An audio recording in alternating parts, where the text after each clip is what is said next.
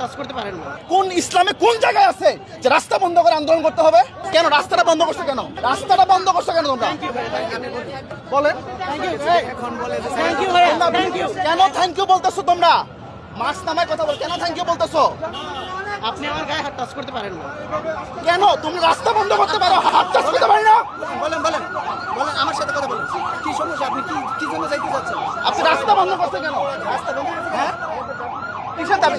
তোমরা তোমাদের বিসিকে আটকাও, তোমরা বিসিকে ধরো, তোমাদের কলেজ বন্ধ করে দাও, ক্যাম্পাসে যমুনায় যাও, সচিবালয় যাও, সংসদে যাও। আপনারা যাবেন এখন। কেন আমরা কেন যাবো? এই যে রাস্তা আমরা ভাত কামাই করে খাই, আমরা কামাই করে খাই, বাবার টাকা খাই না, বাবার টাকা খাই নাকি? আমরা যাবো? আমার শত্রুতা নাই, শত্রুতা নাই। তুমি চিল্লাও? শুনেন ভাই, মানে তোমরা কি হয়ে গেছো? বিসমিল্লাহ বলে রাস্তা বন্ধ করে দিবা? বিসমিল্লাহ বলে রাস্তা বন্ধ করে দিবা? মানুষ মানুষ না, এগুলো মানুষ না। দাঁড়ান দাঁড়ান, ওগুলো মানুষ না, এখানে 20 জনের সাথে মানুষ না। তুমি তো আমাদেরই ভাই, মুসলমান না? মুসলমান না? বিশ্ব নবী কি বলছে? রাস্তা বন্ধ করে আন্দোলন করো। টুপি পরে আসো, দাড়ি রাখছো।